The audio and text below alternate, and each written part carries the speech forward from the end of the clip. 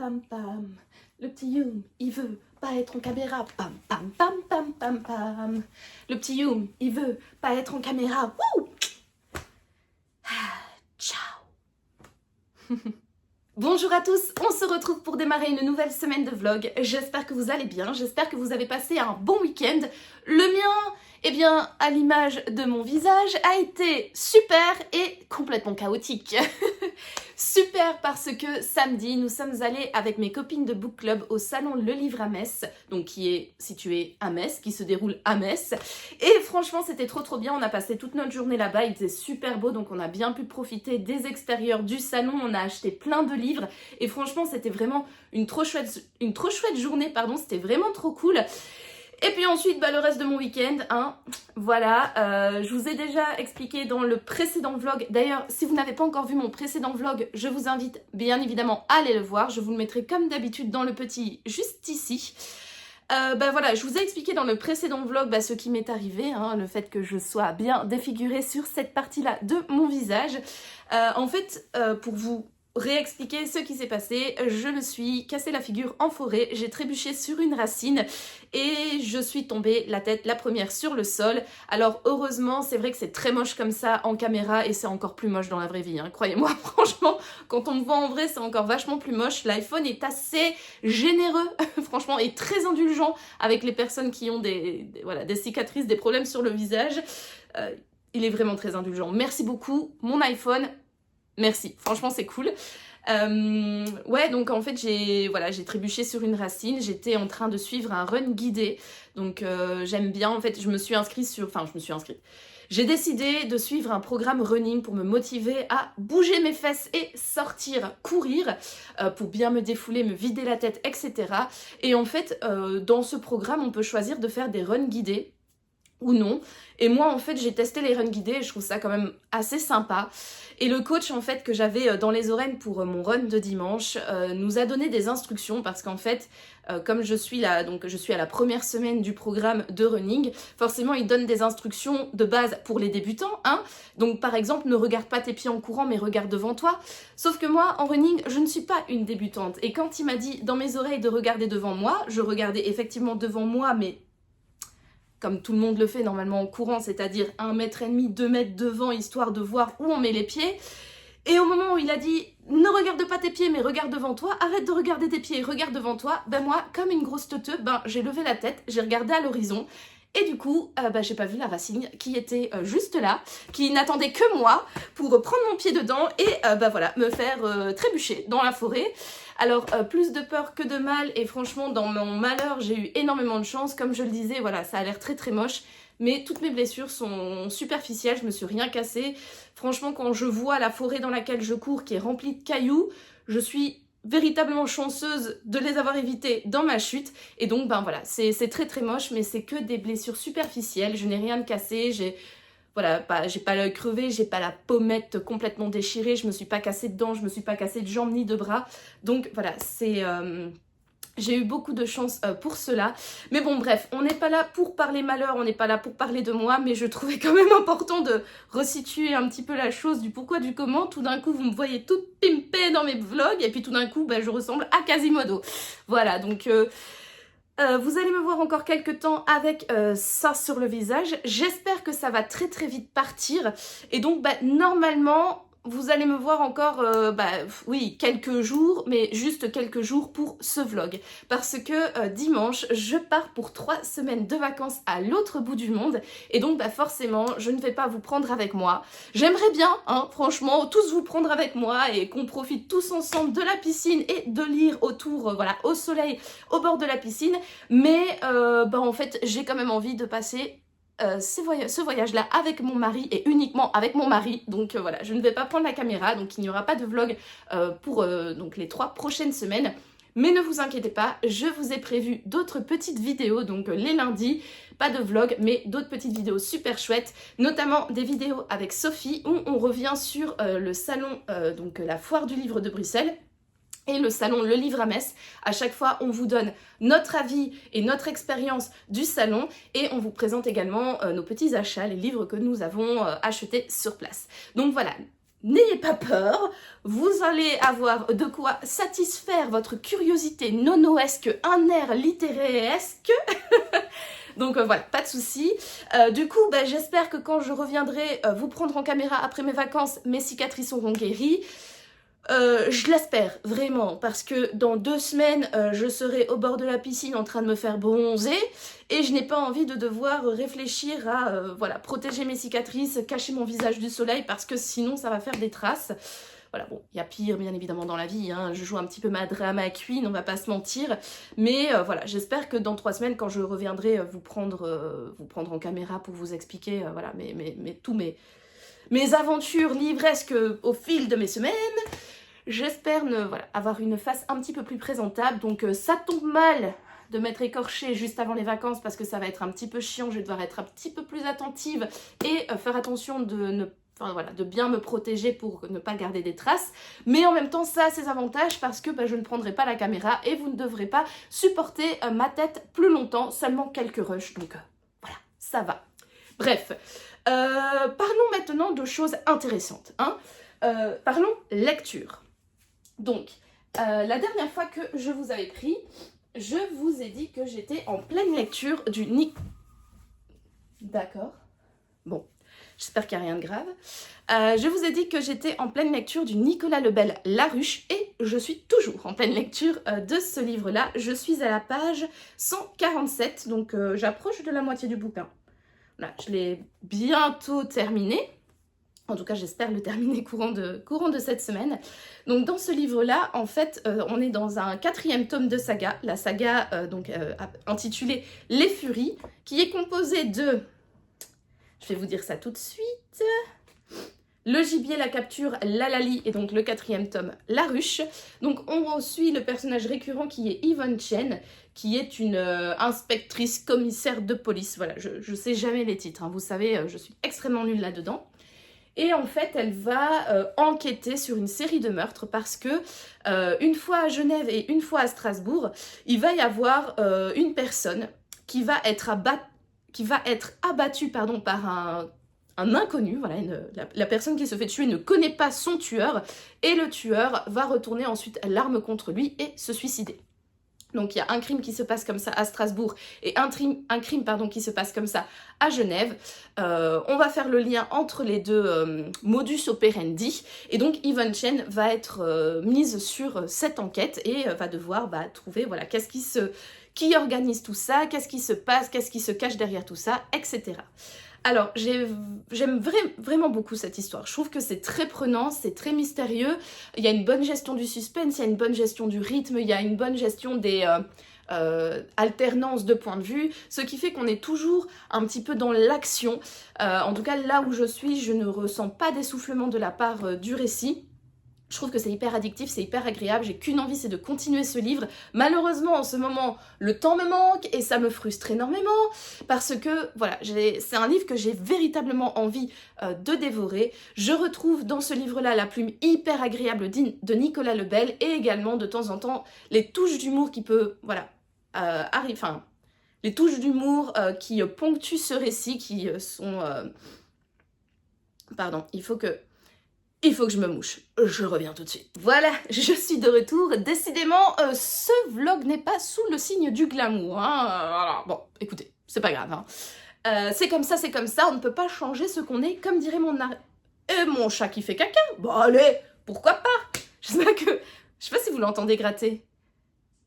Je sais pas. Mais en tout cas, voilà, Yumi fait caca, donc comme dirait mon mari, on a l'air de ce qu'on est. Voilà, donc voilà. Bref, je me mouche le nez, mon chat fait caca. Bon, écoutez, c'est les petits plaisirs de la vie, hein, après tout. Hein. Tout le monde fait ça, tout le monde fait ça. Non, ne faites pas genre, là, derrière votre écran. Non, moi, je fais des caca paillettes. Je ne fais pas caca, d'ailleurs, c'est que des paillettes qui sortent. Non. Non, non, non, non, non. On a tous, voilà. On se mouche tous, on fait tous caca, donc voilà. Bref. Bon, du coup, revenons à la ruche de Nicolas Lebel. Je parlais de sa plume, oui, donc on retrouve également tout ce qui fait la caractéristique, je trouve, de la plume de Nicolas Lebel. C'est extrêmement fluide, c'est extrêmement agréable et c'est également agrémenté de touches d'humour qui, moi, fonctionnent totalement avec moi, ça me fait bien rire. Donc voilà, je passe un excellent moment dans cette lecture, j'ai qu'une hâte, c'est de le continuer. Ce soir, normalement, je suis seule à la maison. Normalement, je devrais faire un petit bain routine skincare et lecture, mais vous vous doutez bien qu'avec une tronche pareille, je vais pas me faire de routine skincare, hein, donc je sais même pas du coup si je vais prendre un bain, je vais voir, mais bon bref, tout ça pour dire que ce soir, je suis seule à la maison et je vais pouvoir lire, j'espère vraiment ne pas m'endormir cette fois-ci sur ma lecture et pouvoir bien avancer pour terminer le plus rapidement possible ce livre parce que j'ai vraiment envie de l'avancer, j'ai vraiment envie de savoir, je trouve que c'est une histoire vraiment très intéressante, j'aime beaucoup. Franchement, j'aime vraiment beaucoup. Ça m'a donné envie du coup de commencer la saga. J'ai acheté, donc petite mise en bouche plutôt que spoiler, pour la vidéo sur la foire du livre de Bruxelles.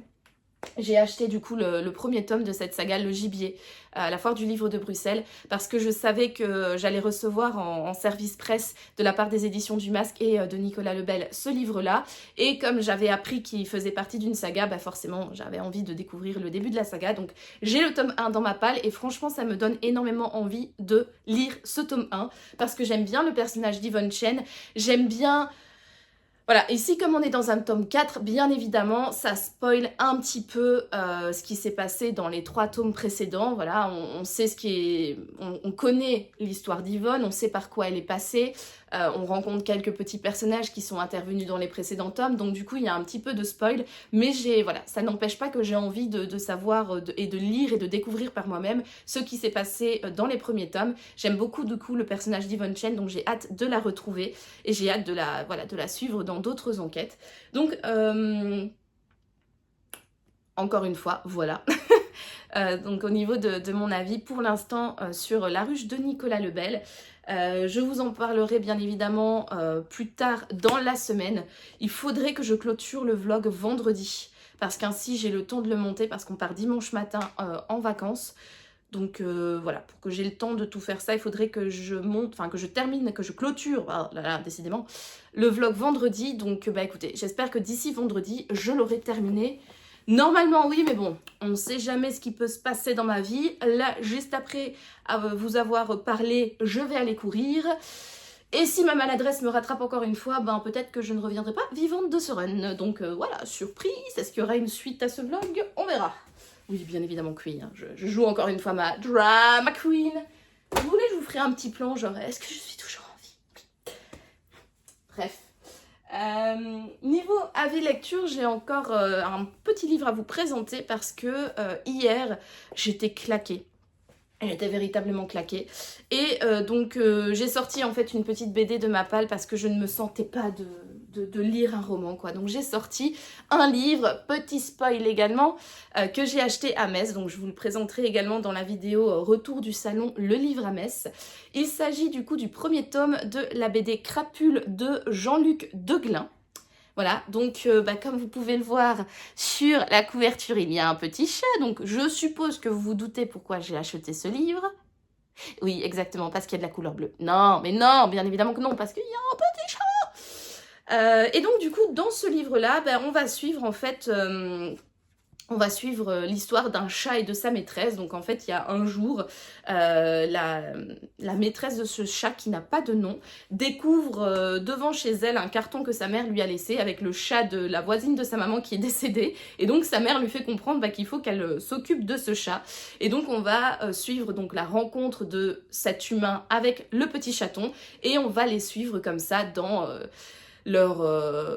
adaptation de vie commune à deux. Alors, la BD est divisée à chaque fois. En fait, c'est une histoire continue, mais pas vraiment continue. Donc, c'est-à-dire que on va commencer, bien évidemment, par la rencontre entre l'humaine et le chat. Et on va les suivre, en fait, voilà. Donc, première page, pardon, c'est on nous explique comment le chat est arrivé là. Puis ensuite, voilà, elle découvre, donc le chat est dans la boîte, elle découvre le chat, etc. Donc, c'est une BD qui est quand même... continue, mais fractionnée par différents événements. Donc c'est-à-dire que l'histoire en elle-même, elle est fluide, quoi. Donc on commence et on suit comme ça la découverte du chat, son adaptation dans l'appartement, l'adaptation de son humaine par rapport à lui, par rapport aux bêtises qu'il fait, etc. Mais en fait, c'est quand même relativement fractionné parce qu'en fait, chaque page, c'est dédié, entre guillemets, à un petit sketch. Donc, par exemple, voilà, là, il y a la maman qui explique qu'il y a un petit chat dans la boîte et qu'elle va devoir s'en occuper. Puis ensuite, là, enfin, voilà, elle continue sa découverte en disant « Oh non, mais un chat, mais non, j'aime pas les chats en plus, blablabla. Bla, bla, bla. » Puis du coup, le chat sort de la boîte et lui saute à la figure. Puis en fait, après, elle découvre comment le chat a survécu dans la boîte et puis ensuite, elle va le nourrir. Enfin voilà, donc il y a vraiment une continuité, mais chaque petite page peut être pris comme un sketch à part entière en fait, parce que voilà, un peu plus loin, voilà, elle s'habille et elle retrouve le chat dans son tiroir. Elle s'endort et le chat pardon, va lui manger les pieds. Donc voilà, c'est... bon, je vais pas me répéter, une histoire continue, mais fractionnée sur chaque page par un petit sketch.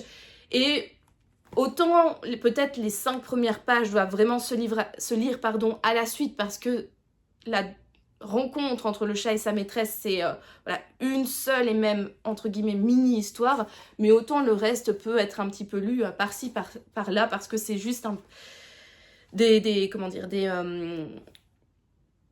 petits sketchs de la vie quotidienne pour toutes les personnes qui ont un chat à la maison, ou qui vivent chez leur chat, qui sont les pensionnaires ou les locataires des chats, voilà, peuvent se reconnaître.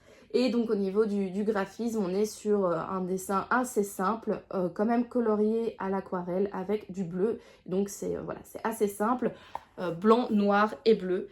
Mais j'aime beaucoup les dessins, j'aime beaucoup les expressions du chat. Voilà, je trouve que c'est vraiment bien fait, c'est vraiment bien dessiné. Je trouve que la BD est très douce, très belle. Et puis bah, forcément, toutes les personnes qui ont un chat à la maison vont se reconnaître dans plusieurs situations, voire toutes les situations, dépendamment bien évidemment du caractère du chat. Mais j'ai trouvé ça tout doux, tout mignon, j'ai trouvé ça vraiment chouette. J'ai pris beaucoup de plaisir.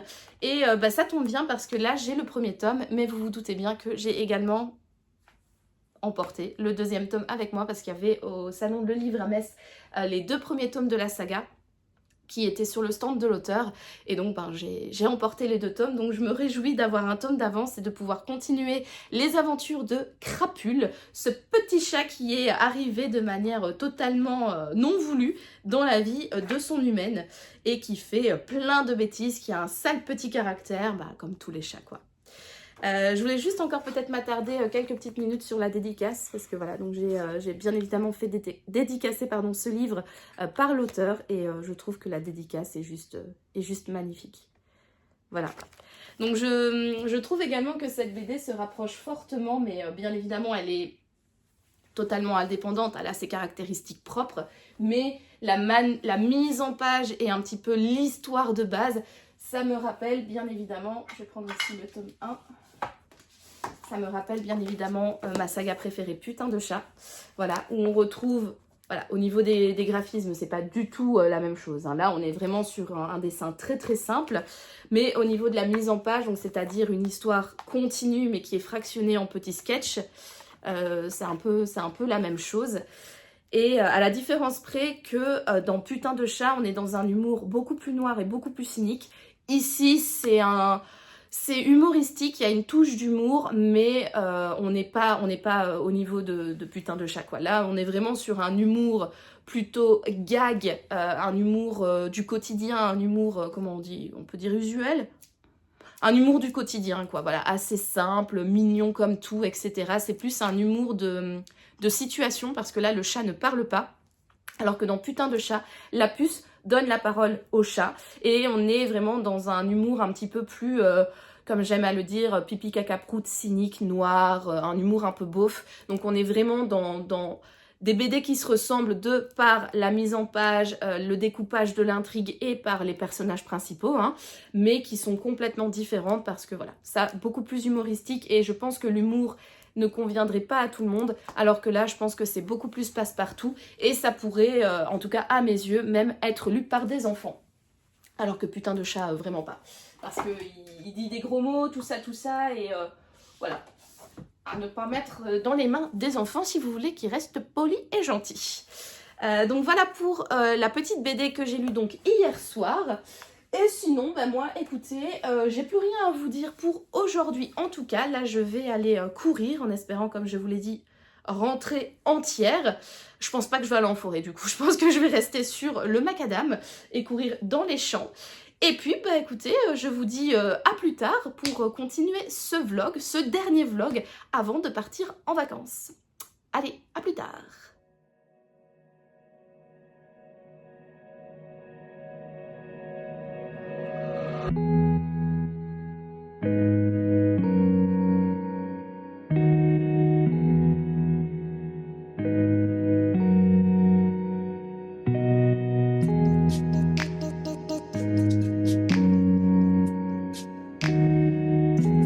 Voilà, comme vous pouvez le voir, je suis bien rentrée de mon run. Tu voulais me faire un bisou? Tu peux me faire un bisou, tu sais?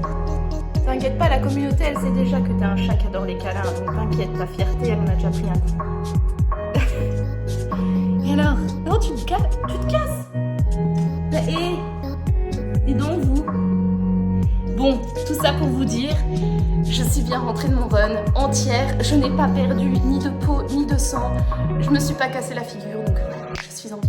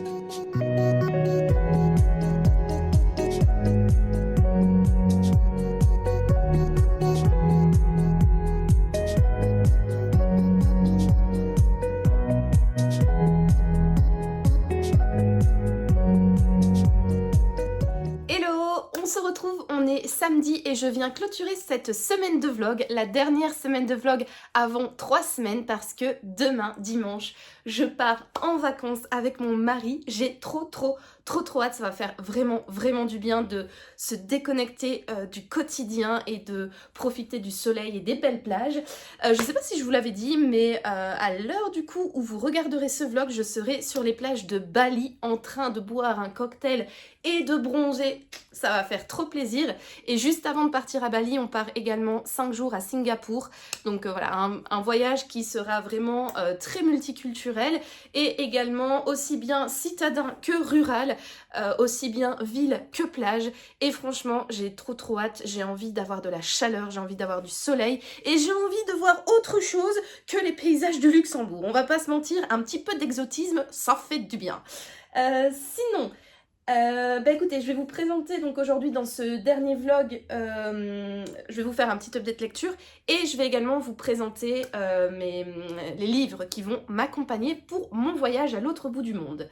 Du coup, la dernière fois que je vous avais pris, c'était lundi ou mardi, je ne me rappelle plus, en tout cas c'était début de semaine. J'étais en pleine lecture du Nicolas Lebel, La Ruche. Et je l'ai terminé right on time. Franchement, j'ai l'impression en fait à chaque fois avant de partir en vacances, je me surestime. J'ai l'impression que je vais avoir blindé de temps et que je vais pouvoir lire et terminer mes livres.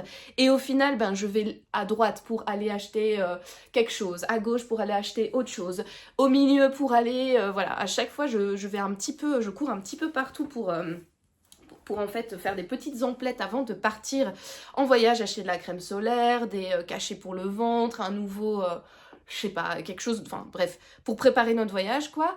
Et du coup c'est vrai que, ben étant donné que je travaille encore, que j'ai mes cours de langue, patati et patata toute la journée, ça n'arrête pas, c'est exactement ça, hein. Je me suis transformée en Cendrillon, mais...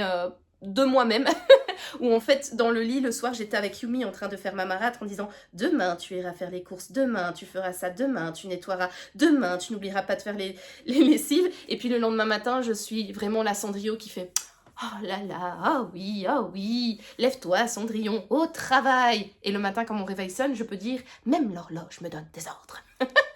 Voilà, donc je suis effectivement bipolaire. Le soir, je ressemble à une marâtre avec Yumi. Et le matin, je suis Cendrillon qui est totalement désespérée des choses que je me suis prévu de faire la veille avant de m'endormir.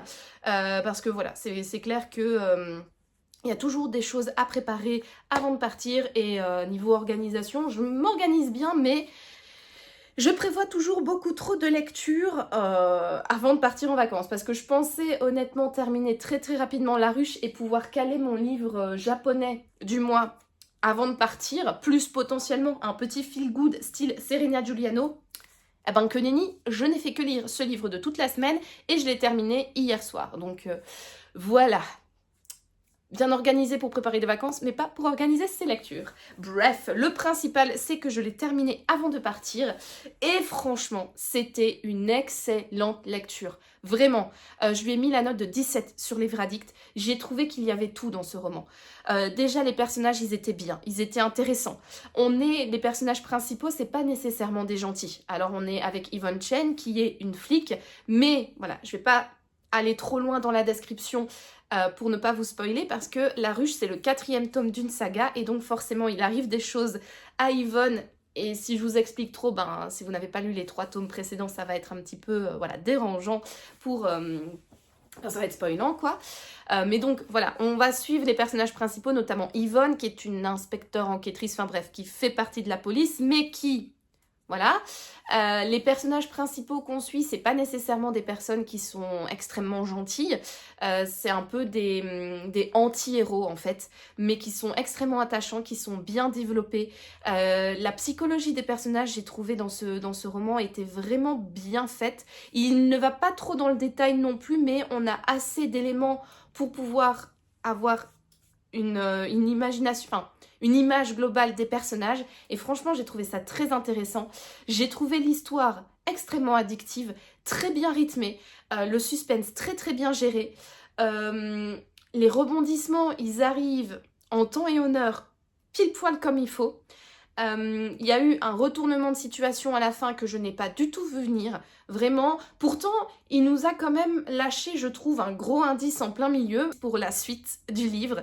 Et ça, j'ai trouvé ça ouf parce que je n'ai carrément pas vu le truc venir. Du coup, le retournement de situation a été véritablement étonnant pour moi. J'ai trouvé ça hyper ingénieux d'avoir organisé son intrigue comme ça et avec ces retournements-là. Également, je trouve que c'est vraiment bien écrit. La plume de Nicolas Lebel est extrêmement fluide, elle est agréable, les chapitres sont courts, donc au niveau du rythme, on est bien. Il met beaucoup de dialogues, je trouve que ces dialogues sont très réalistes. Les personnages parlent vraiment comme dans la vraie vie, ce n'est pas comment dire, des dialogues qui sont un petit peu... comment on pourrait appeler ça, idéalisés. Vous voyez, par exemple, je ne sais pas, personne ne dit je ne sais pas, c'est hyper rare d'avoir quelqu'un qui dit je ne sais pas, on dit souvent je sais pas ou je sais pas, enfin bref, voilà. Et je trouve qu'on retrouve ça en fait, ces fautes de français, ce français oral dans les dialogues, c'est très bien rythmé, très bien écrit, voilà. Franchement, pour moi ça a été une excellente lecture. Pourquoi je n'ai pas mis 17-18 ? Parce que c'était très bien, mais voilà, ça n'a pas été non plus une lecture... Enfin, haletante si, parce que je remarque quand même, quand je mets du temps à lire un livre comme celui-là, j'ai mis 1 semaine et demie à le lire, très souvent, ça a un impact sur ma lecture. Je trouve que le rythme est lent, souvent je me plains un petit peu que je m'ennuie, forcément vu que je ne lis pas beaucoup, mais là pour une fois, j'ai mis longtemps à le lire et je n'ai pas ressenti d'ennui et je n'ai pas trouvé que le récit était lent. Au contraire, vraiment, j'étais même surprise de moi de ne pas avoir beaucoup de temps à dédier à la lecture et pourtant d'être aussi happée par ce récit et de ne pas... Que le fait que je ne le lise pas rapidement n'ait pas d'impact sur mon avis final. J'ai été la première étonnée parce que c'est vrai, et je vous l'ai déjà dit en vlog, hein, bien souvent quand je traîne un bouquin, voilà, j'ai un petit peu un avis un petit peu plus négatif entre guillemets.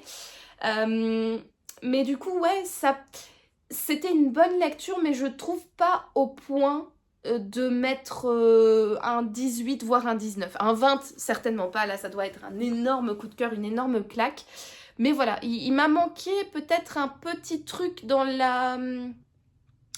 peut-être dans la crédibilité des faits. Qu'est-ce qui se passe? Oh là, attendez, c'est quoi? Oh non, c'est un petit bourdon. Oh, attendez, je vais aller libérer le petit bourdon, je reviens. Il m'a fait super peur en plus, le con. Voilà, j'ai été libérer la bête et au final, ce n'était pas un bourdon, mais c'était une abeille. Et quel hasard! Parce qu'ici, non seulement on est dans la ruche, et il y a une petite abeille sur la couverture, et en plus, les antagonistes, les méchants de l'histoire, eh bien, c'est la reine des abeilles avec son essaim et ses ouvrières. Donc, quel hasard de dingue qu'il y ait une petite abeille qui s'est perdue dans ma chambre. Bon, écoutez, le hasard fait bien les choses. Et donc j'ai été relâcher la bête. Yumi était très intéressée, mais je viens de lui apprendre que non, on ne touche pas aux abeilles. Non seulement parce que j'ai pas envie de l'emmener chez le vétérinaire, et puis aussi parce que c'est des petites bêtes qui font du bien au monde. Et ça fait plaisir. Donc revenons cette fois-ci aux abeilles, mais de fiction. Je disais que, voilà, pourquoi j'avais mis 17. Je pense que il y a... allez, on va dire qu'il y a une... voilà, peut-être un pseudo petit manque de crédibilité dans les faits.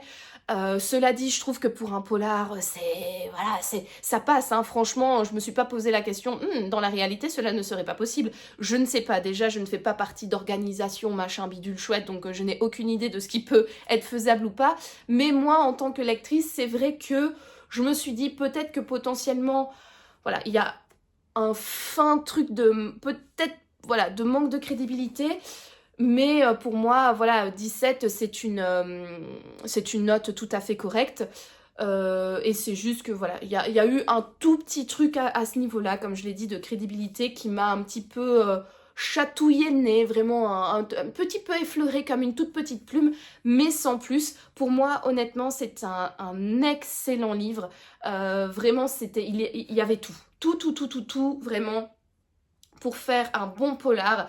Et si vous ne connaissez pas Nicolas Lebel, si vous avez envie de vous lancer dans la lecture de livres de Nicolas Lebel, franchement, je peux vous recommander... Alors, ce livre-ci, étant donné que c'est un 4e tome, bien évidemment, on spoil des faits des 3 premiers. Et donc, du coup, je sais que quand je vais lire les 3 premiers tomes, il y a des événements dont je connais déjà, voilà, la finalité, donc je vais avoir moins de surprises. Si vous n'avez pas envie de lire, de vous lancer dans une saga, vous pouvez totalement lire celui-là de manière indépendante. Vous aurez des spoils, mais les événements qui sont survenus avant ne sont pas gênants pour la bonne compréhension de l'histoire. Donc, c'est-à-dire, on n'a pas besoin d'avoir lu les 3 premiers livres pour comprendre cette histoire. Nicolas Lebel fait des rappels, donc voilà, on comprend le pourquoi du comment. Et en fait, moi, ce que j'ai adoré, c'est véritablement donc Yvonne Chen, qui est cette policière que j'ai trouvée extrêmement intéressante. Elle a un sale caractère, elle a une forte tête, fort caractère. Et franchement, j'ai totalement accroché avec cette dame et j'ai véritablement envie de la retrouver dans les trois premiers livres. Et franchement, c'est bien parce que c'est elle le personnage principal et également les personnes qui gravitent autour d'elle que j'ai trouvé aussi extrêmement intéressant. J'ai envie du coup de connaître la genèse de ces personnages-là. J'ai envie de connaître la genèse des Furies. J'ai envie de savoir. Et voilà, je suis extrêmement curieuse. Alors ça me frustre un petit peu parce que quand j'ai été voir pour la dernière fois Nicolas Lebel, c'était... Enfin quand je l'ai vu pour la dernière fois, c'était à la foire du livre de Bruxelles fin mars. Et je lui ai pris seulement le premier tome de la trilogie, donc celui-là est le 4e livre, quoi, donc qui est Le Gibier. Et je regrette vraiment de ne pas avoir pris les 2 autres, parce que sinon je les aurais bien embarqués avec moi en vacances. Franchement, je les aurais bien pris avec moi pour du coup me faire les 4 livres en une seule et même grosse séance lecture, parce que j'ai trop hâte de retrouver Yvonne Chen. Et franchement, je vous le dis, je ne vais pas tarder à lire Le Gibier et à lire les autres, parce que j'ai hâte de retrouver ce personnage, parce qu'elle est vraiment trop bien. Les Furies sont vraiment trop bien, donc voilà. J'en dis pas plus, mais non, c'était vraiment une très très très bonne lecture. Et franchement, encore un grand merci à Nicolas Lebel et aux éditions JC Latex JC Lattès, pardon, et les éditions du Masque de m'avoir envoyé ce livre comme service presse parce que franchement c'était vraiment une trop belle découverte. Donc voilà pour mon avis sur donc, La Ruche de Nicolas Lebel.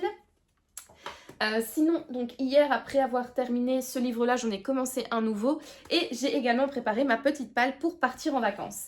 Alors, eh bien, quand on aime, on ne compte pas, hein, j'ai décidé de continuer ma lecture de Nicolas Lebel, mais cette fois-ci de sauter dans son autre saga, celle qui met en scène donc le capitaine Merlich, qui est un tout autre personnage vraiment... Alors au niveau du seul caractère, on se rapproche d'Yvonne Chen, mais par contre au niveau description physique, etc., on est complètement aux antipodes.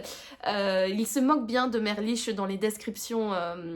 Nicolas Lebel, c'est vraiment assez drôle. Si je vois que j'ai pas trop... Ou alors est-ce que je vous lis quand même ? Ouais, allez, je vous lis quand même la description de Merlich pour vous faire une petite idée parce que franchement, j'ai vraiment bien aimé. Donc, le médecin observait le policier. Il examinait la peau de son visage, jauni par une longue tabagie. Le teint était cireux, preuve d'un trouble circulatoire. Des rides étaient apparues précocement, après la dégradation progressive des fibres élastiques. Les yeux grands et noirs étaient rougis et larmoyants, avec un gonflement caractéristique des paupières.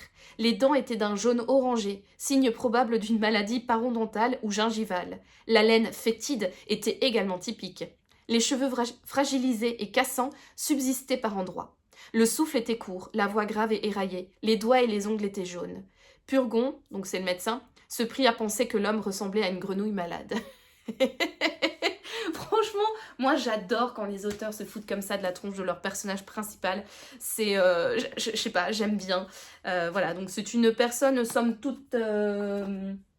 Ouais, voilà, qui aime bien les bonnes choses de la vie, enfin les bonnes choses de la vie, qui aime bien picoler, ça c'est une bonne chose de la vie, mais attention, l'abus d'alcool est dangereux pour la santé, hein, à consommer avec modération bien évidemment, et qui aime bien une autre chose que moi je considère comme dégueulasse, qui aime bien fumer. Donc voilà, on va dire que c'est un bon vivant, qui aime bien boire, qui aime bien fumer, qui aime bien peut-être brûler la vie, parler debout, ce qui fait que ça se ressent fortement sur son physique, et j'adore, j'adore du coup la description de ce personnage, je trouve ça excellent. Donc j'ai commencé ce livre-là donc hier soir, j'ai pas lu grand-chose, j'ai lu 26 pages et je le lis en lecture commune avec ma copine de book club Sophie, donc du compte Instagram Les Épilogues de Sceaux. D'ailleurs je te fais coucou si tu passes par là, ma petite Sophie. Parce qu'en fait on avait envie de se faire une lecture commune et on avait remarqué qu'on n'avait pas beaucoup de livres en commun dans nos palles. On avait donc ce Nicolas Lebel là et on avait aussi un Guylain Gilberti.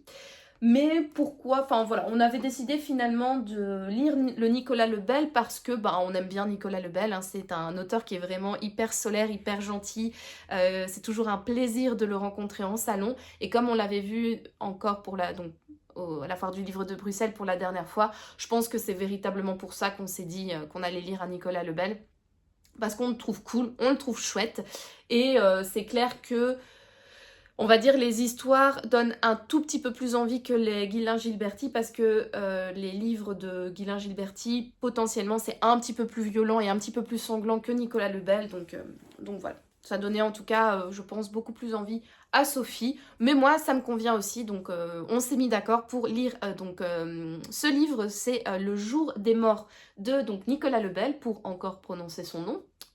Celui-là, on peut prononcer le nom, c'est pas comme Voldemort.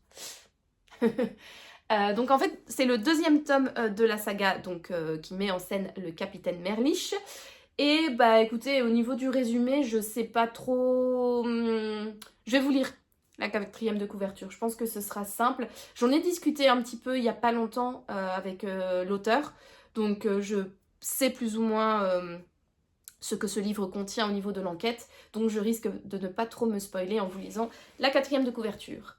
Donc, Paris à la Toussaint. Le capitaine Merlich, les lieutenants De Santos et Latour sont appelés à l'hôpital Saint-Antoine où un patient vient d'être empoisonné. Le lendemain, c'est une famille entière qui est retrouvée sans vie dans un appartement des Champs-Élysées. Puis un couple de retraités à Courbevoie. Tandis que les cadavres s'empilent, la France a peur de celle que l'on surnomme bientôt l'empoisonneuse. Les médias s'enflamment et la police tarde à arrêter la coupable. Qui est cette jeune femme que de nombreux témoins ont croisée et que chacun semble reconnaître? Qui sera la prochaine victime? La chasse aux sorcières s'organise, mais derrière l'empoisonneuse, c'est la mort elle-même qui est à l'œuvre, patiente et inexorable. Nul ne lui échappera.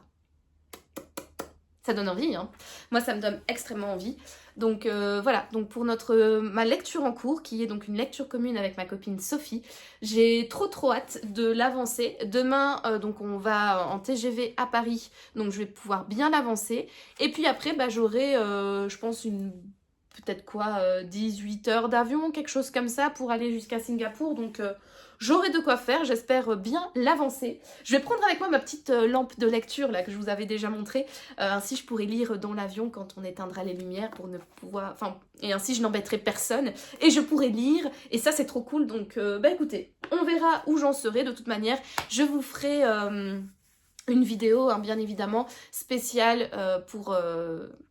Donc résumer un petit peu mes lectures et mes avis lecture de vacances. Je vous la posterai du coup, ben là la semaine prochaine vous allez avoir une vidéo donc avec Sophie où on vous parle de notre expérience à la Foire du Livre de Bruxelles. La semaine d'après, il y aura également une vidéo avec Sophie où on vous parle cette fois de notre expérience de le salon Le Livre à Metz. Et du coup, la semaine d'après, donc dans 3 semaines, vous aurez une vidéo donc où je vous parlerai de mes lectures de vacances.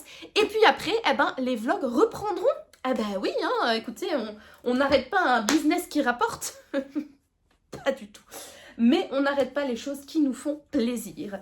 Voilà, donc pour ma lecture en cours, et sinon, quel livre j'ai pris avec moi, enfin je compte prendre avec moi en vacances? Eh bien, jamais 203, hein, mes amis.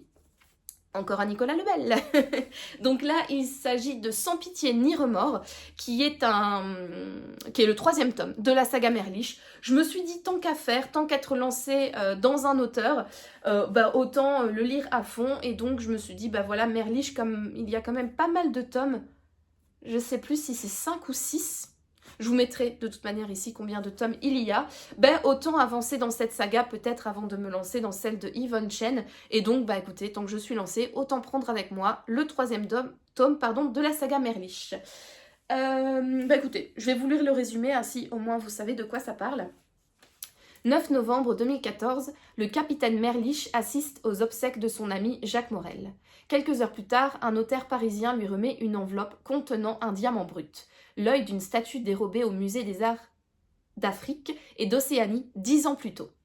De leur côté, les lieutenants Latour et Dos Santos sont appelés pour constater un suicide, puis assistent à la défenestration d'une femme qui avait réclamé la protection de la police.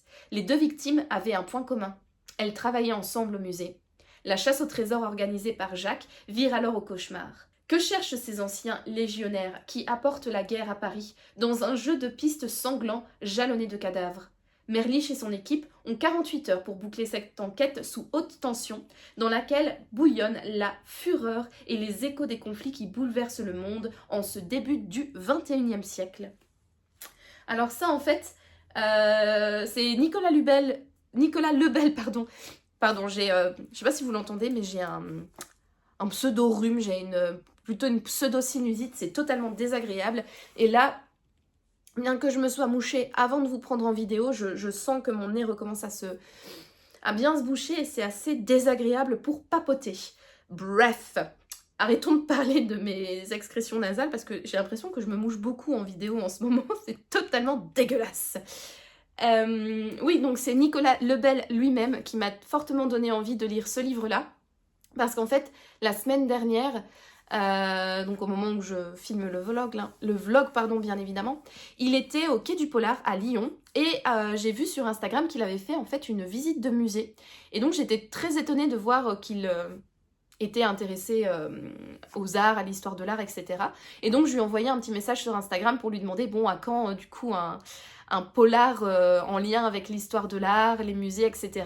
Et il m'a répondu qu'en fait il en avait déjà écrit un et c'était Sans pitié ni remords. Et donc du coup j'étais là, ah bah écoute, ça tombe bien parce que fin de semaine, enfin la semaine prochaine, j'ai prévu de lire du coup le 2e tome de la saga de Merlich.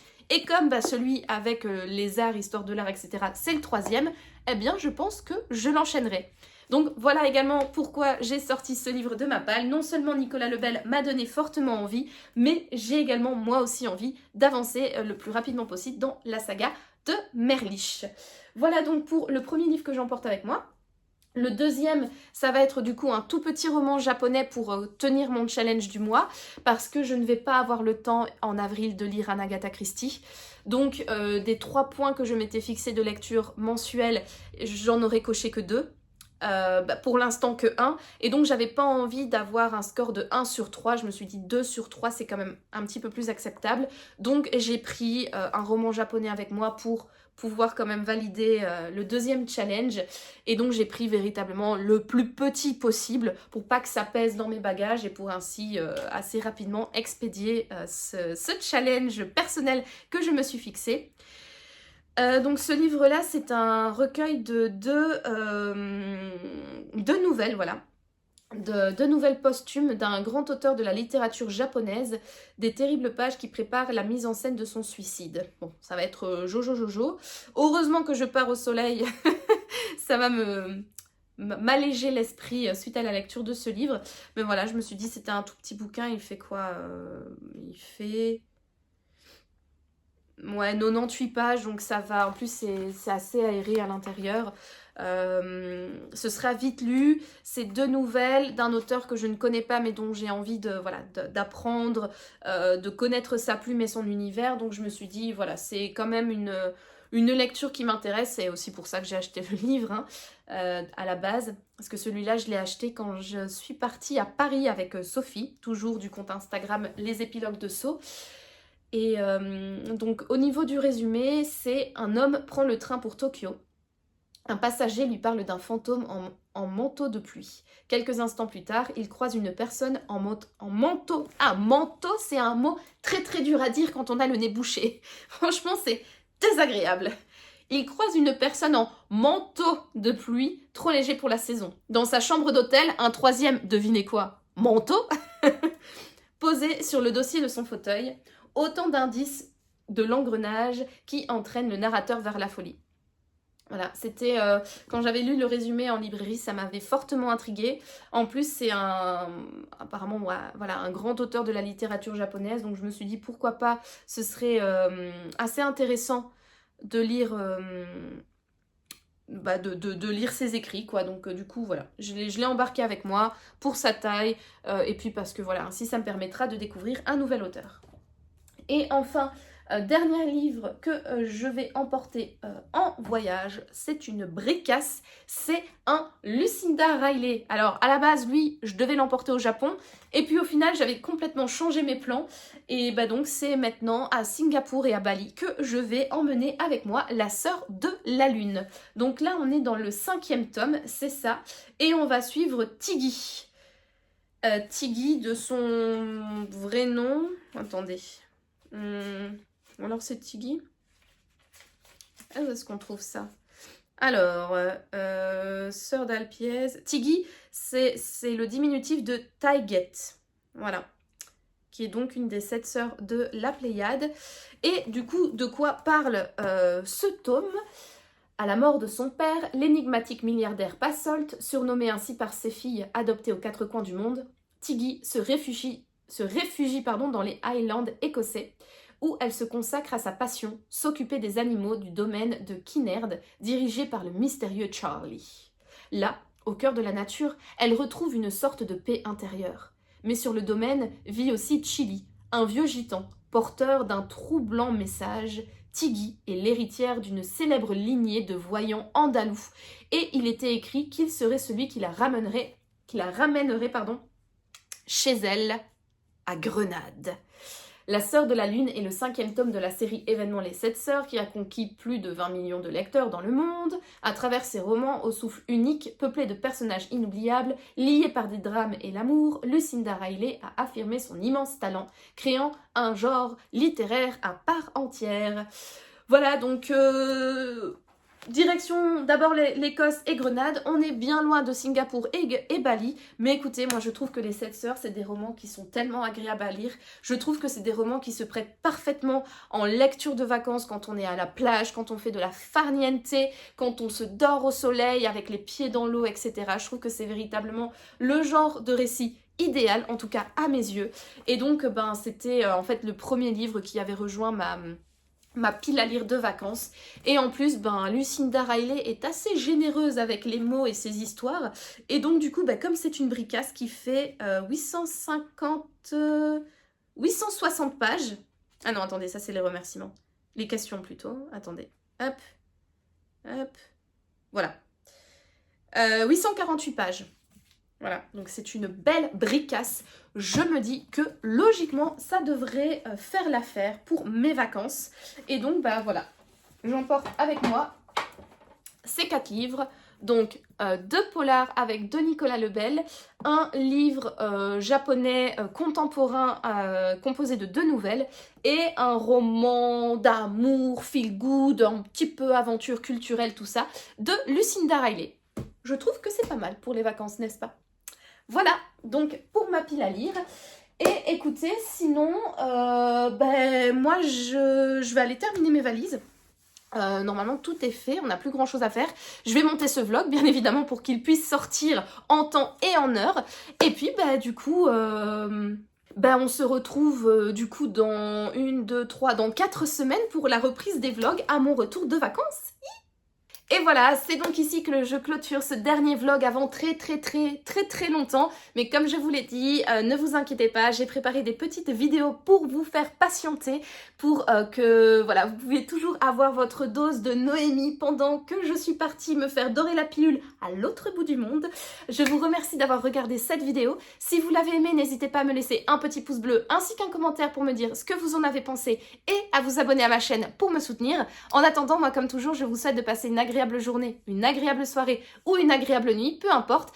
Et je vous dis à très bientôt pour de nouvelles aventures livresques. Je serai toute bronzée quand on se reverra. Trop bien. Allez, ciao.